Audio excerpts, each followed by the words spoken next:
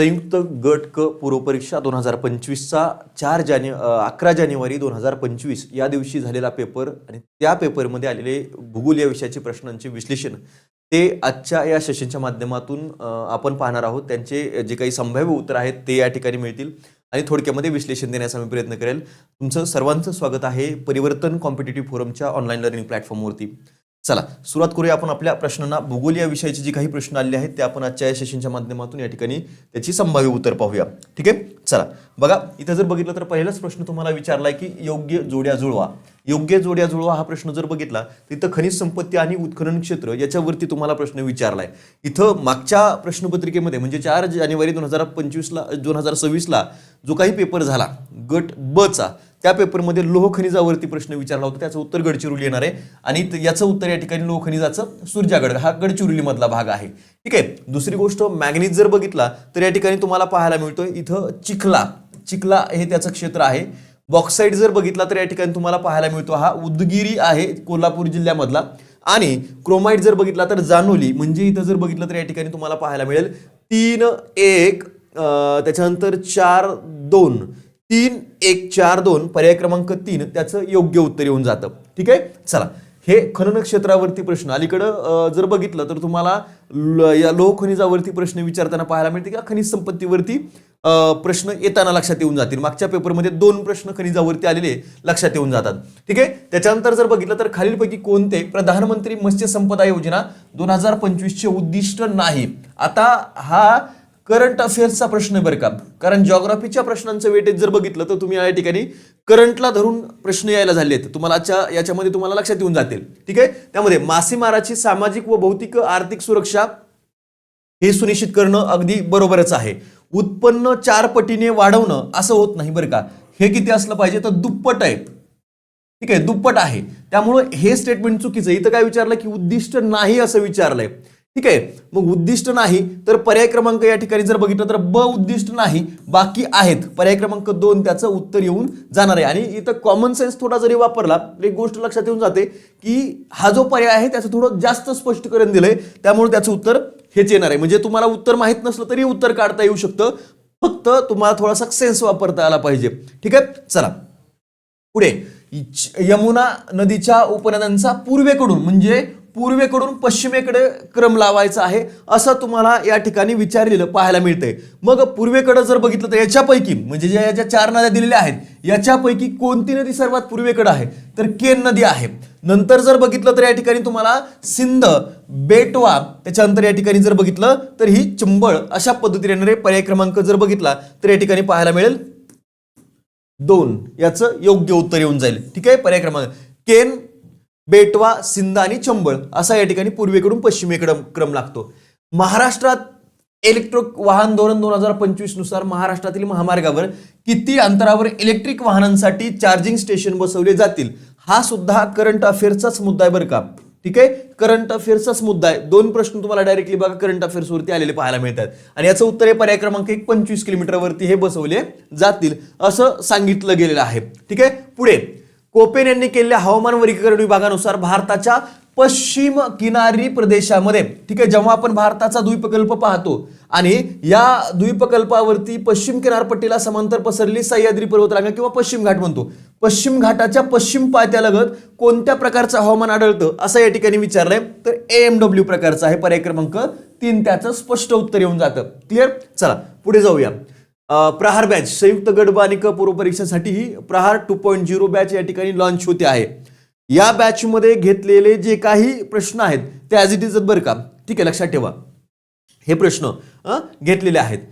प्रहार 1.0 मध्ये घेतलेले आपण होते ते. ठीक आहे, चला खालील विधानांपैकी चुकीचे विचारले बरं का, चुकीचे कोणते आहेत असं या ठिकाणी विचारलेले. आता उत्तराखंड, उत्तर प्रदेश, बिहार, पश्चिम बंगाल, मणिपूर ही भारतातील राज्ये नेपाळी सीमेला विचारले. आता नेपाळला मणिपूरची सीमा लागते का रे तर नाही, म्हणून हे स्टेटमेंट काय ठरतं चुकीचं ठरतंय.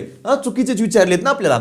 नेपाळ हा भूव्यवस्थित देश आहे जो चीन आणि भारत या देशांच्या दरम्यान आहे. अगदी बरोबर आहे पूर्णपणे भारत, कारण या ठिकाणी जर बघितलं तर अशा पद्धतीने या ठिकाणी हा इथं विस्तारलेला आहे. बरोबर, 1 मिनिट थोडंसं असं. मग इथं या ठिकाणी काय आहे तर नेपाळ आहे, इथं आपला सिक्कीम आहे. ठीक आहे, आणि इकडे काय आहे तर भूटान आहे, बरोबर. मग इथं उत्तरेकडे याच्या कोण आहे, चीन आहे, आणि दक्षिणेकडे कोण आहे तर भारत आहे. ठीक आहे, इकडेही भारत आहे आणि इकडे सुद्धा भारत आहे, बरोबर. म्हणजे या नेपाळच्या 3 दिशेला भारत आहे आणि उत्तरेकडे कोण आहे तर चीन आहे. म्हणजे या ठिकाणी हे स्टेटमेंट काय ठरतंय, अगदी करेक्ट ठरतंय. आणि भूतान हा देश नेपाळ देशाचा शेजारी आहे. शेजारी आहे तो नाही, कारण यांच्या दरम्यान इथं सिक्कीम येतो म्हणजे भारत येतो, म्हणून या ठिकाणी शेजारी असत नाहीयेत. इथं स्टेटमेंट चुकीचं यायला पाहिजे. तर कोणत्या सेन्सने विचारलंय ते बघूया आपण.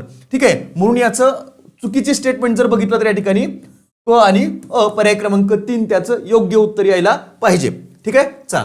थंड हवेचे ठिकाण आणि जिल्हा या संदर्भात चुकीची जोडी ओळखा. चुकीची पर्याय क्रमांक 2 तोरणमाळ हे कुठे आहे तर हे नंदुरबार मध्ये आहे. बाकी सगळे बरोबरच आहेत. ठीक आहे, चला पुढे. चुकीचे विधान निवडा. आता हा प्रश्न व्यवस्थित पद्धतीने बघून घ्या. ठीक आहे, वर्धा व वैनगंगा नद्यांचा संगम चंद्रपूरच्या नैऋत्येस नाही, हा आग्नेयेस होतो. ठीक आहे, आग्नेयेला होतो. नंतर जर बघितलं कनान, पेन्स, बाग या वैनगंगा नदीच्या उपनद्या आहेत. अगदी स्टेटमेंट करेक्ट आहे. क्लिअर. दुसरं, वैनगंगा नदीच्या डाव्या तीरावर पूस, आरणा, वाघाडी आणि कुळी या जर बघितल्या ना, या तुम्हाला पैनगंगा नदीच्या आहेत. ठीक आहे, पैनगंगा नदीच्या उपनद्या, त्यामुळे हे स्टेटमेंट सुद्धा चुकीचे ठरतंय. झाला की नाही घोळ आता. ठीक आहे, आणि तावरजा तेरणा आहे, हे तोरणा सुद्धा नाही, तेरणा. मन्याड, आता ही गिरणा कोणाची आहे तर तापीची आहे. ठीक आहे, लक्षात घ्या. म्हणून कदाचित हे स्टेटमेंट सुद्धा चुकीचं आहे. हा प्रश्न कदाचित या ठिकाणी रद्द केला जाऊ शकतो. ठीक आहे, आणि फर्स्ट आन्सर केला आयोग उत्तर या ठिकाणी कोणतं देईल तर मला वाटतं या ठिकाणी पर्याय क्रमांक 3 उत्तर आयोगाने द्यायला पाहिजे. बघूया आपण 3 किंवा 2 यापैकी एक उत्तर येऊन जाईल त्याचं. फर्स्ट आन्सर केला, सेकंड मध्ये तो आन्सर प्रश्न कॅन्सल केला जाऊ शकतो. ठीक आहे, शक्यतो कॅन्सलच होणार आहे तो, ते लक्षात येऊन जाईल तुमच्या. ठीक आहे, चला. राष्ट्रीय लोकसंख्या धोरण 2000च्या उद्दिष्टात समाविष्ट आहे. कशाचा समावेश होतो असं विचारलंय बघा. हे तर आहेच आणि हे सुद्धा आहे. ब आणि क आहेत. ब आणि क चा पर्यायच नाहीये या ठिकाणी. ठीक आहे, स्थूल जन्मदर घटवणं हा आपण म्हटलं आहे. तर 2045 पर्यंत नागरीकरण स्थिर करणं हा सुद्धा नाहीये. ठीक आहे, कदाचित या ठिकाणी जर बघितलं तर उत्तर हे येऊ शकतं किंवा प्रश्न कॅन्सल होऊ शकतो. ठीक आहे, याच्याबाबत मी थोडंसं या ठिकाणी संदिग्ध आहे. ठीक आहे, पर्याय क्रमांक 4 किंवा कॅन्सल हे या ठिकाणी होऊ शकेल. पुढे, लोकसंख्या संक्रमण सिद्धांतातील तिसरा टप्प्यामध्ये काय झालं होतं तर या ठिकाणी जन्मदरामध्ये घट झाली होती आणि लोकसंख्या वाढीचा जो दर आहे ठीक आहे तो कमी झाला होता. लोकसंख्या वाढीचा दर या ठिकाणी कमी झालेला आहे. म्हणून इथं जर बघितलं या ठिकाणी काय आहे तर ड म्हणजे पर्याय क्रमांक 4 त्याचं योग्य उत्तर यायला पाहिजे. ठीक आहे, पुढे. भारतामध्ये प्रथम क्लोन कृतक पद्धतीने जन्मलेल्या गिरगाईच्या वासराचे नाव काय आहे? गंगा आहे. हा सुद्धा करंट अफेअर्सचाच प्रश्न होता बरं का. भूगोलमध्ये विचारला पण करंट अफेअर्स आहे. आणि मागचे जे लोकसंख्या विचारले ते कुठे विचारले तुम्हाला तर साधारणतः इकॉनॉमीमध्ये विचारलेले आहेत. ठीक आहे, संयुक्त राष्ट्रसंघाच्या जागतिक कार्यसूची आराखडा 2015 नुसार शाश्वत विकासाची उद्दिष्टे किती आहेत? 17 आहेत ना.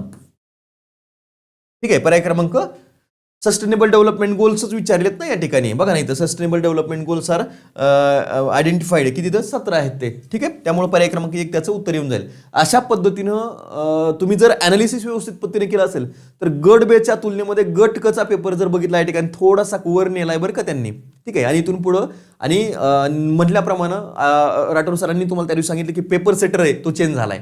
पेपर सेटर हा चेंज झालाय. प्रश्नपत्रिकांचं जर तुम्ही व्यवस्थित अनालिसिस केलं, मी जिओग्राफीच्या प्रश्नाच्या बाबत सांगतो की हे प्रश्न थोडेसे वर गेले आहेत गट ब पेक्षा सुद्धा.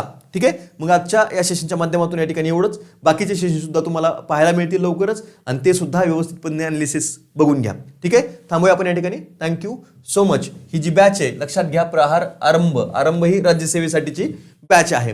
ठीक आहे, आरंभ 2.0 ही राज्यसेवा पूर्व परीक्षा 2026 साठी लॉन्च करण्यात आलेली या ठिकाणी बॅच आहे. ठीक आहे, याची मोफत कार्यशाळा 13 जानेवारीला होणार आहे. जे ऑफलाईन असतील ऑफलाईन पद्धतीने ते या ठिकाणी येऊ शकतात परिवर्तन कॉम्पिटेटिव्ह फोरमच्या ऑफिसला. ठीक आहे, ऑफलाईन लक्ष्मी चेंबर रामकृष्ण हॉस्पिटलच्या वर शक्ती स्पोर्ट जवळ टिळक रोड सदाशिवपेठ पुणे या ठिकाणी ऑफलाईनची ही कार्यशाळा होणार आहे. ठीक आहे, थांबूया आपण या ठिकाणी. Thank you so much.